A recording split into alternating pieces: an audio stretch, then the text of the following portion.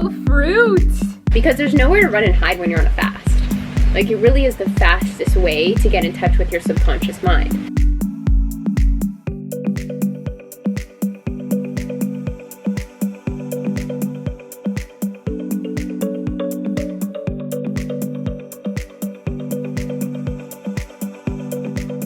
Good morning, guys. It is a beautiful morning here in Bali, and I decided to go for a good nature walk, and I thought it would be great to take you along and to explore, to see what's happening, to see all the beauty.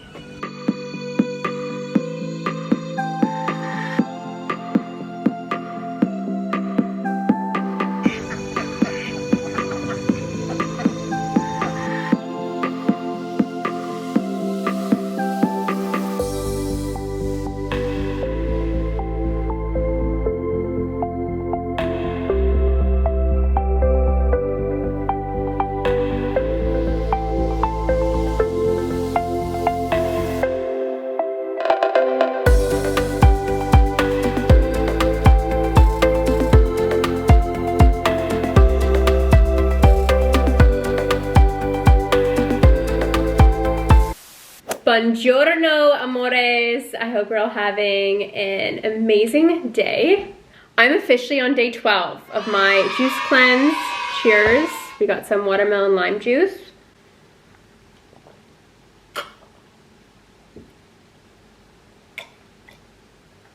Oh my god. So good. Anyways, I'm officially, I think, on the last day of my juice cleanse. I think this is gonna be the last day. I feel like it's been a really great journey, and I've come a long way. I've learned a lot about myself, and I'm ready to transition back to food again. Oh, I feel like I should also give you a leg update. A few of you were like, go see a doctor. I have seen a few different people about it actually, and all have told me different things.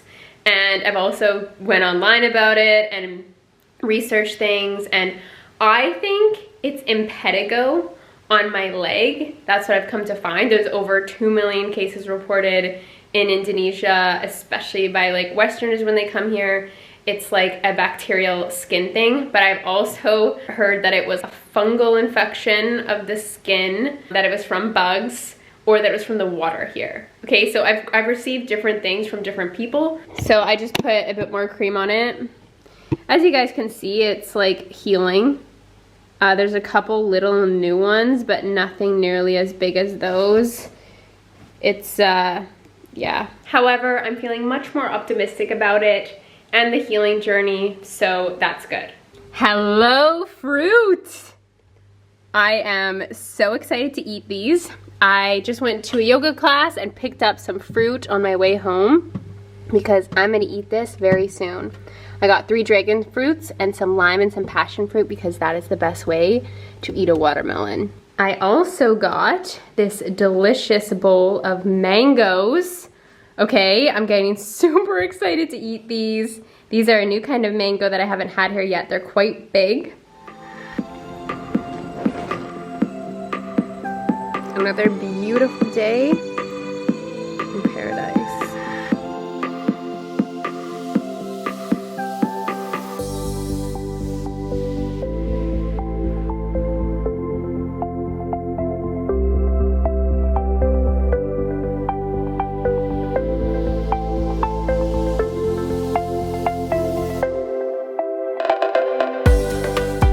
So I just got a facial at Fresh Spa, which is behind me right on that corner, right there with all the green in front. And this has been kind of my go-to spa place for my brows. I got my eyelashes tinted there, and I'm really impressed. I just got a revamp facial there, which had a bit of a peel, had some things come to the surface and a bit of a blemish here since the detoxing, and I do feel like all fresh and rejuvenated.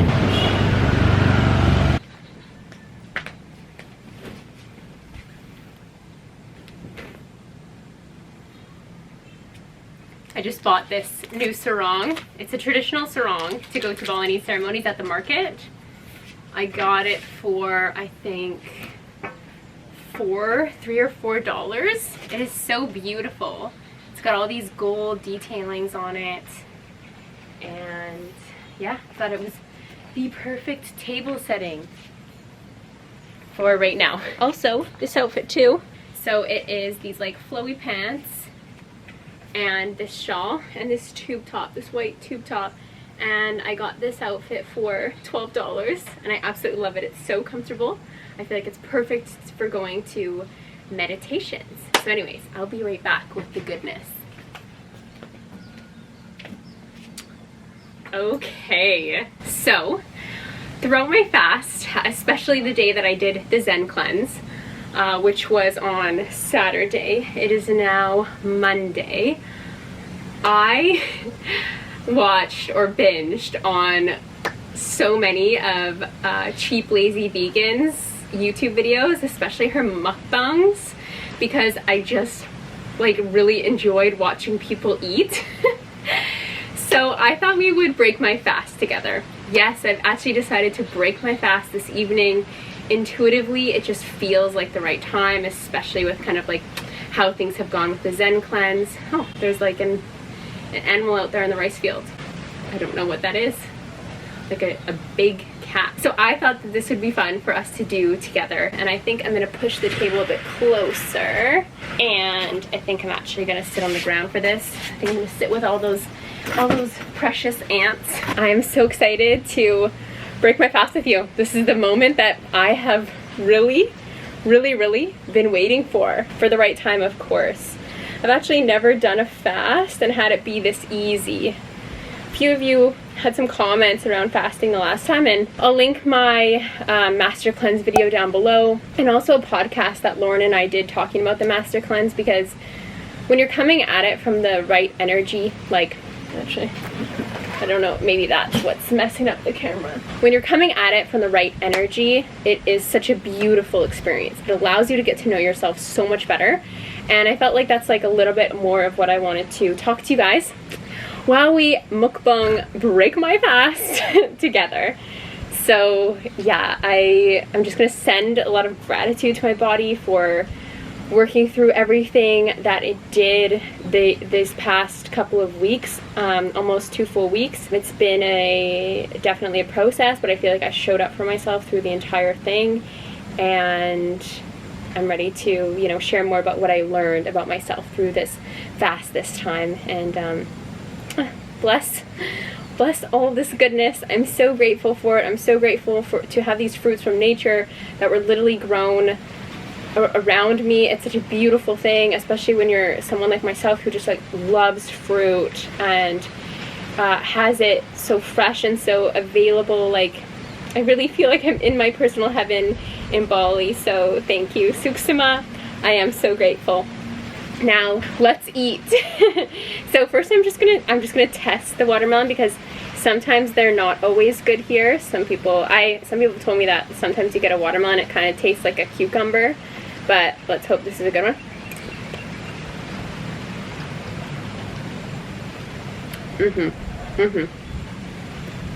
It's good. It's good. Not the ripest that I've had, or like the most sweet, but definitely hydrating. Still has that delicious watermelon flavor. And this is how I love to eat watermelons. I eat them right out of their bowl like this, and I like to start by kind of,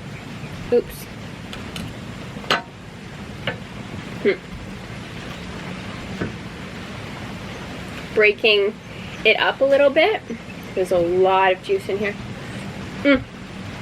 Ooh, so delicious. And I like to squirt limes on the top of the watermelon. It really brings out that flavor, kind of like how lemon, you know, really brings out flavors in salads, or I like to put lemon on rice sometimes. It really brings out some good flavor. I feel like lime really does that to fruit, so that's a tip for you. Some people also mentioned to me on Instagram that they love to put lime on their papayas. I haven't personally tried that, but I've tried lime papaya juice this fast, and I really thought it was delicious. So anyways, I squirt a couple of limes. We'll start with the 2 halves. And now for the passion fruit. I don't want any of that to leak off the side, but I've got some passion fruit here, and they were very ripe as I showed you. And then what I like to do is I scoop all of that on top. Oh my gosh, This is like probably one of my favorite meals in the entire world. It's so incredible for breakfast, like to start your day with something like this. Oh my gosh. Wow, you are gonna have a magnificent day. Okay, and then what I like to do is I just mix it all in and up and around.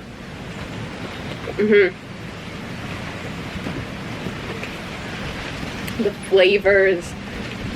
This is it, you guys. This is it. Oh, moved to Bali just for this.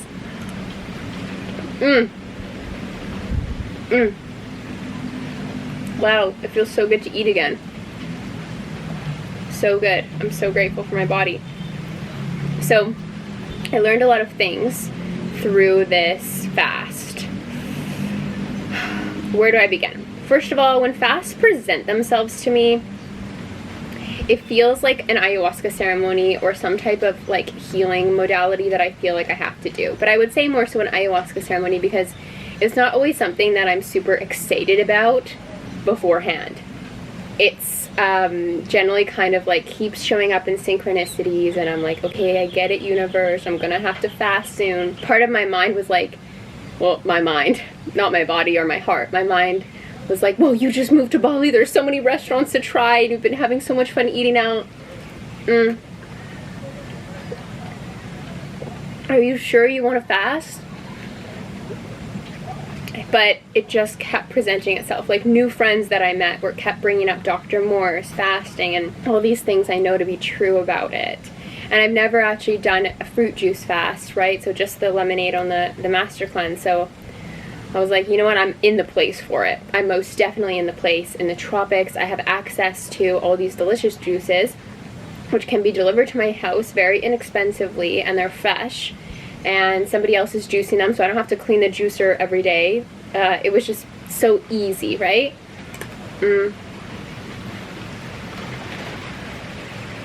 And so I just surrendered to it.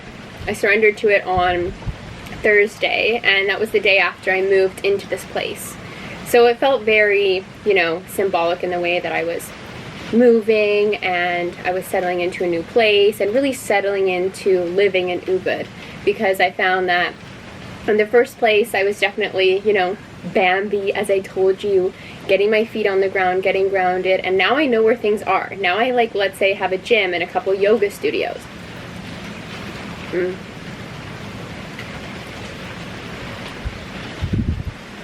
So I'm definitely finding my place here, and it feels really good. So it just felt like, let's ground a little bit more and do the fast. Oh my god. Wow. Wow. Passion fruit is so good. Oh my gosh. It feels like a psychedelic experience when you eat food again.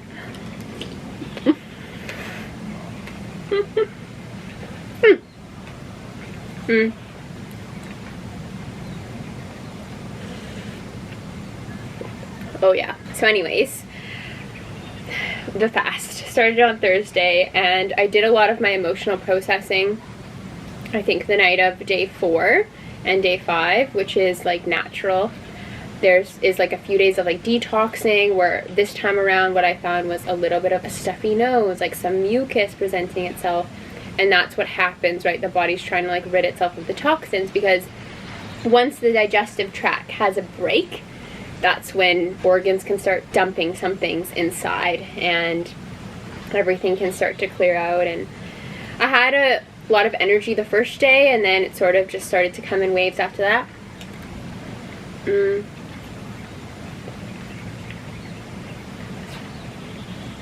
Things I enjoyed doing while fasting, which I would recommend if you can do them: massages, yin yoga, sauna, steam room, cold plunge.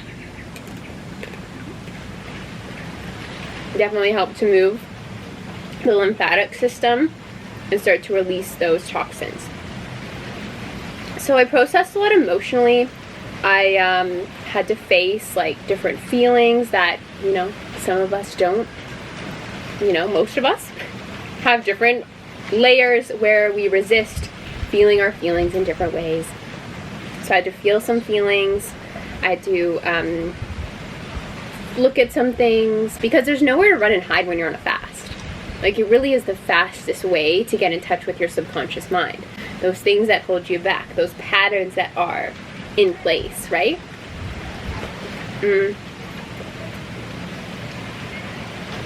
So, did a lot of that, and naturally, after you overcome that part, you feel so blissed out and so connected to nature. And like lying in the sun, especially feeling that energy, that's also something really good to do. But once you work through the emotions, you are liberated, right? So any of you have ever done a plant medicine ceremony of any kind know that naturally you have to work through your ego, you have to work through your mind a bit, you have to work through some difficult things. Once you get to the other side, bliss. Like, once you get to the other side, love.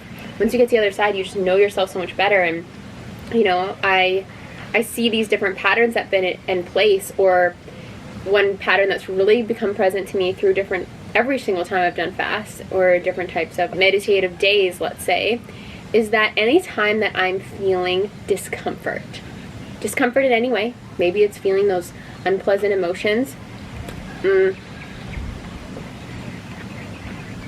looking at the things that I resist looking at, I always think about food. Like, oh, well, this would be so much better if I could just drive to Alchemy and go eat a Mediterranean wrap. Alchemy's Mediterranean wrap is good, but it's not going to look at my things for me. So, yeah. That's why it's also good to always like have a coach too, especially if you're going through things like this, because you are inviting the subconscious mind to come to the surface.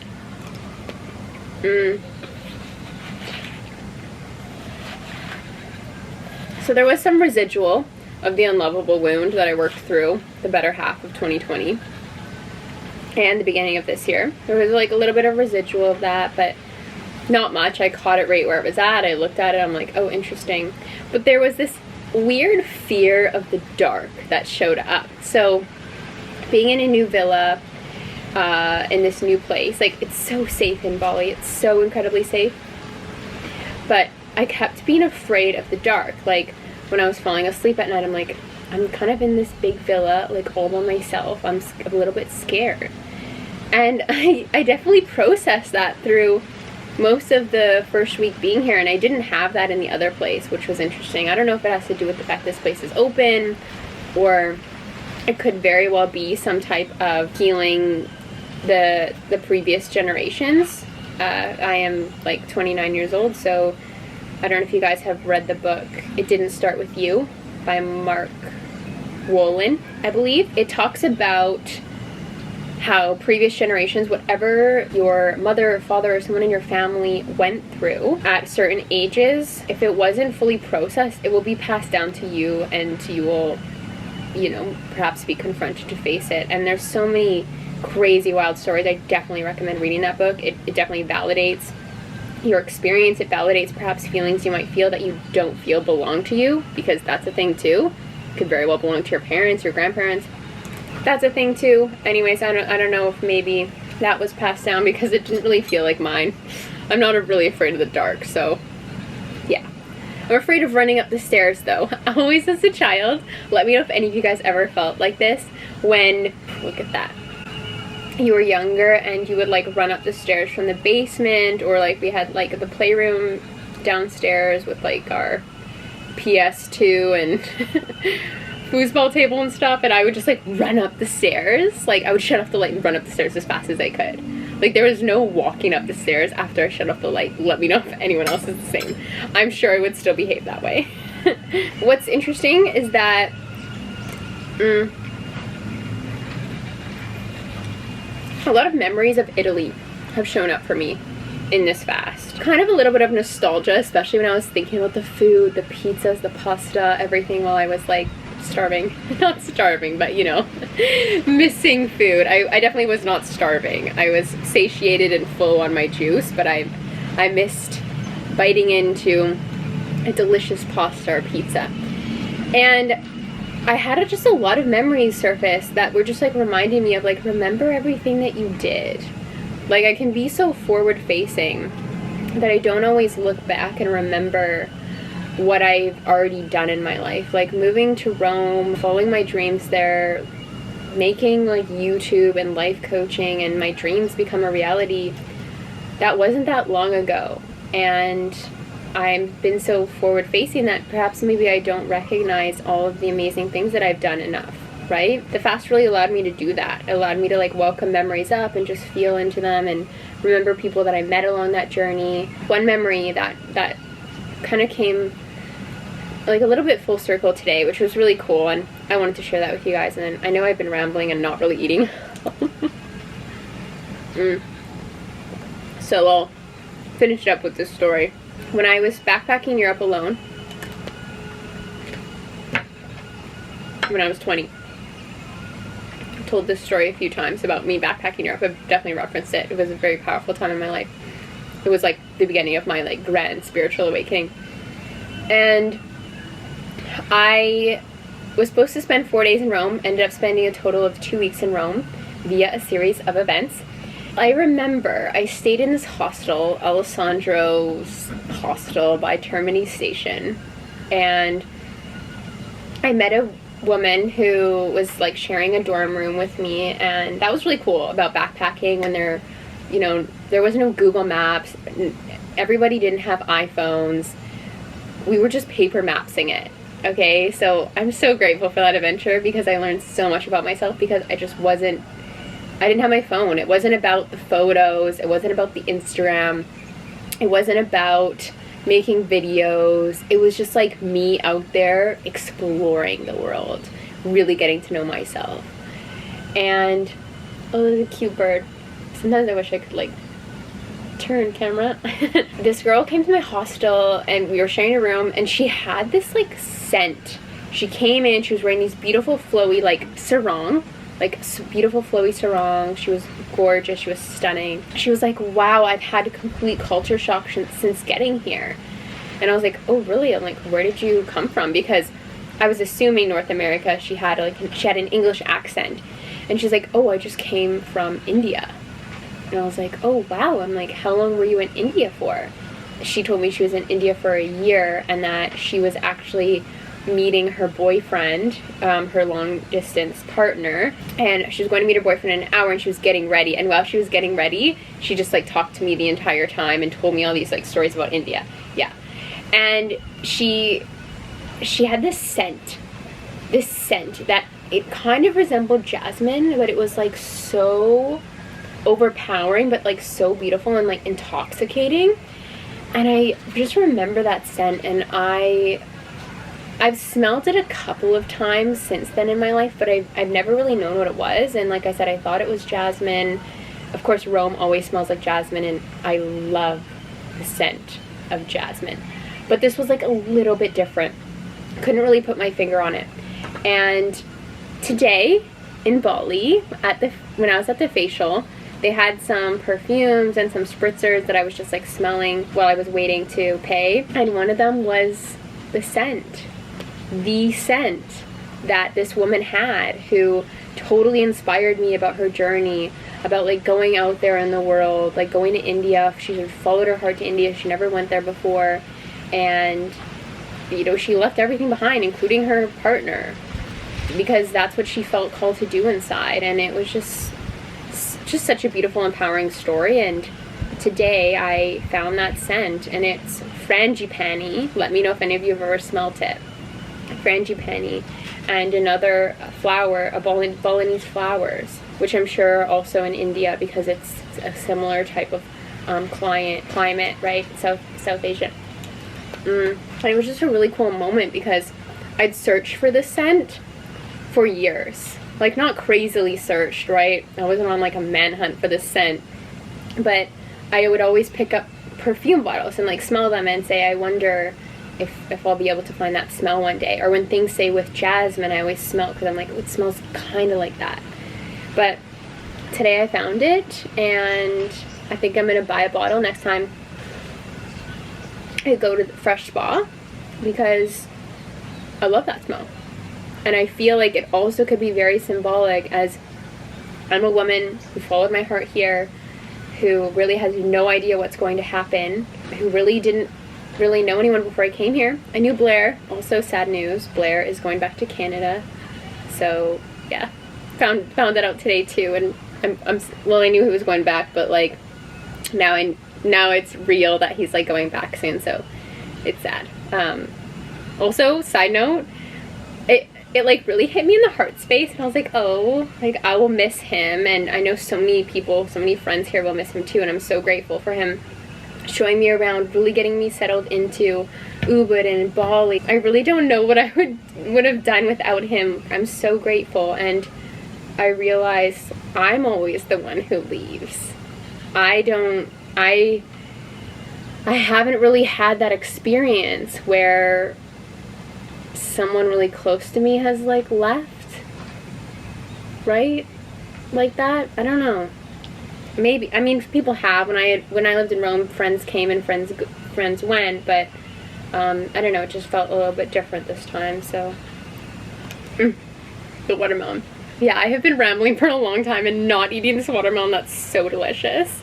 So I'm definitely gonna finish up my story. I'm gonna buy this perfume because I believe that it's really symbolic and synchronous. And also, Lana, one of Lana's best friends, she gifted her a bottle of perfume, and she told her this story about how when she herself, the friend who gifted Lana the perfume, bought this perfume bottle, and she set the intention that by the time that the perfume bottle was done, she was going to be living a very different life. She was coming out of a breakup, so she wasn't feeling very good, right? She was feeling all sorts of different emotions, feeling at a low place, and she bought herself this beautiful bottle of perfume that she felt like was her scent. And she intended that by the time that bottle was finished, life would be completely different. And it was. And she's like happily, after the bottle was done, happily in a new relationship, in new beginnings, in new power. And she gave a bottle to Lana, and Lana made her own intentions, and so I feel like I'm gonna hop on this. I thought it was such a beautiful gift idea and just such a beautiful way of setting an intention. So I think tomorrow, because I think I'm gonna go back to Fresh Spa and get my eyelashes tinted, I'm gonna buy that bottle of perfume, and I'm going to set a very powerful intention for myself. Anyways, I love you guys, and I love this watermelon, so I'm going to give it my undivided attention now. But I will see you again in the next vlog. Thanks for chilling with me a bit, checking out a little bit of my scenes around here, and breaking my fast with me. Love you.